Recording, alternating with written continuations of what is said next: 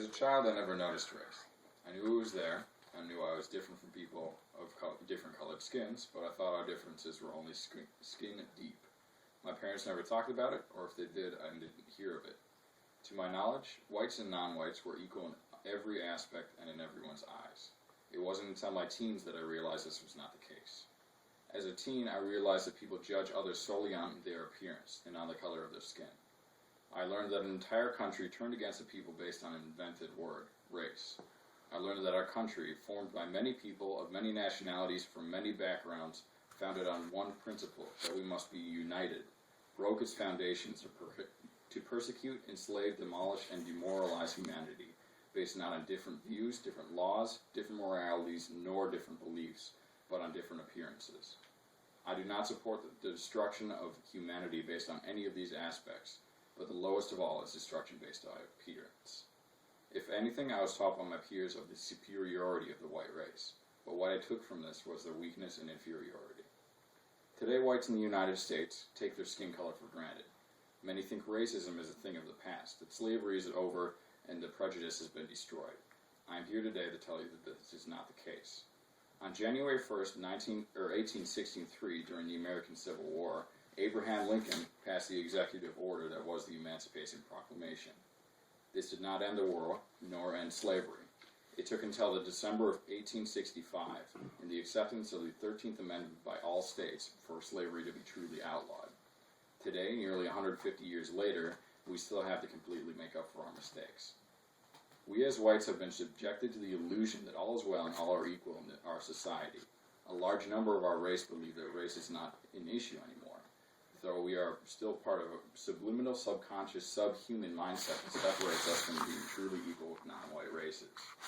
The following story is summarized from an article at racismreview.com.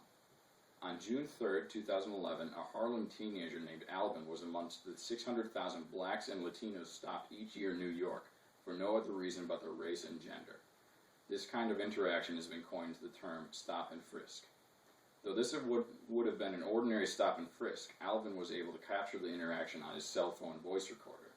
When Alvin asked why he was stopped and threatened with arrest, one of the officers said, "For being a mutt."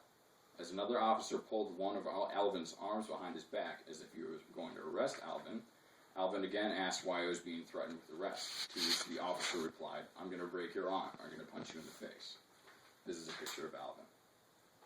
This is not an individual officer misbehaving. These are acts that are encouraged by their higher-ups. 2 NYPD officers came forward to be interviewed separately about this, with their identities hidden. Both said this was encouraged by the commissioners. Both used the word hunt when referring to these stop and frisks, and both were frightened they would lose their jobs if they did not meet their quota. Though it is against the law to enforce a quota to deal with these sorts of things, both officers believed they would lose their jobs if they did not stop these stop and frisks, targeting blacks and Latinos for their higher-ups. About 87% of these stops are black or Latino young men, and of these men, only 1% are carrying weapons during these frisks. Up to a third of all young black men across the U.S. are under the supervision of the legal system, in jail or in prison or on probation or parole. That's a textbook authored by Joseph Healy. It is not the job of those being subjected to these practices. It is the job of us, the people enforcing them, to lift them out. We need to change the system. We need to alter our mindsets, and we need to act. And we can do this by spreading awareness of the subject. We can do this by spreading the need to act, and we can do this by changing our mindsets about race.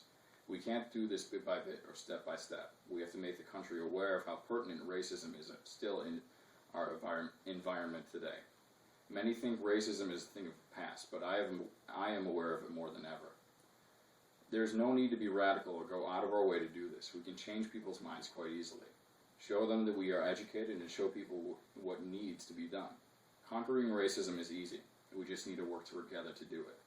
Soon in our future, we will all be judged as truly equal. Soon racism will be diminished, and there will be no such thing as the word race in our vocabulary. Soon whites and non-whites will not judge others by the color of their skin, and we will recognize that our differences are only skin deep. Soon there will be no more hunting of black or Latino young men in New York. Soon we will not have to record the circumstances of arrests because these arrests will no longer be unjust. Don't be afraid to talk about these things. Don't be afraid to act for what you believe is right. Nearly 50 years ago, Martin Luther King Jr. referred to President Lincoln in his famous speech. He spoke of how 100 years prior to that day, Lincoln had signed the Emancipation Proclamation and how black people are still recovering from slavery. In the words of King, "I have a dream that my 4 little children will one day live in a nation that they will not be judged by the color of their skin, but by the content of their character." I believe these words are as relevant today as the day he said them. Educate yourselves about racism. Educate yourselves about the inequalities of the United States taking place today.